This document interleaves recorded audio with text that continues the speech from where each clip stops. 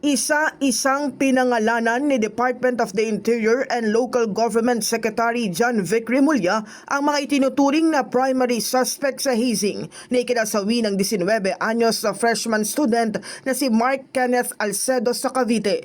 Ayon kay Remulla, merong isang neophyte na nagsumite ng affidavit of confession kung saan nakuha ng mga investigador ang mga pangalan ng lahat ng umunoy sangkot sa hazing. 17 ang natukoy na suspect kung saan isa na ang nasa kustodiya habang 2 pa ang hindi pa nakikilala. The primary suspect under investigation and we want them to surrender as soon as possible. Names: John Person Cabrera. Number 2, Archie Rosal. Number 3, Felix Martin Dala. Number 4, John Ray Torrecampo. Number 5, John Lee Tuliao. Number 6, John Vincent Malipot. Number 7, Neil Nicolas Rapatan. Number 8, John Michael Hagonoy. Number 9, Mark Kenneth Gonzaga Alcedo, neophyte. Number 10, Dar Sabilona. Number 11, Sidan Manglanlan. Number 12, nakalagay lang dito, alias Mark. Number 13, Gabriel Vergara. Number 14, Kurt De La Cruz. Number 15, alias Kenneth Ongpod o alias Pinral. Number 16, Jedrick Solomon Bornea, neophyte. Number 17, Jose Marce Garcia, neophyte.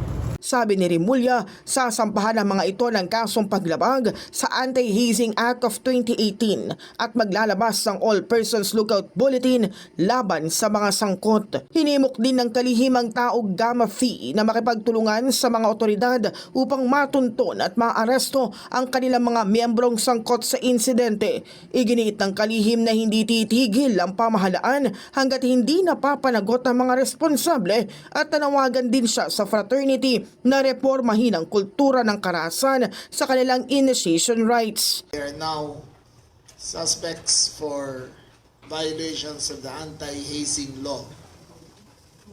We will now put out an all persons lookout bulletin for the 17 or the 21 involved. We expect the Tau Gamma Phi fraternity to cooperate with us fully into finding and apprehending and turning over their members.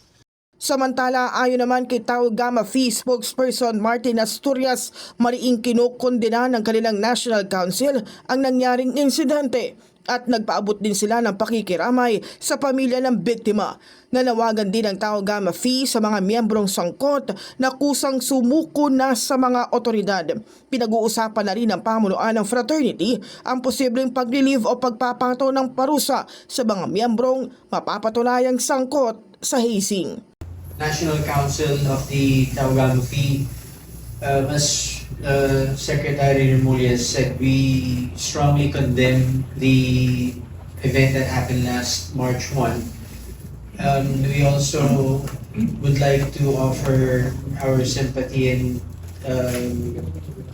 condolences to the family who is right now experiencing difficult times. So we do advise, or we ask those that are involved that are to, if ever, surrender and go to the nearest police station. In the heart of changing lives, ako si Brigada Kath Austria ng 105.1 Brigada News FM Manila, the Music and News Authority.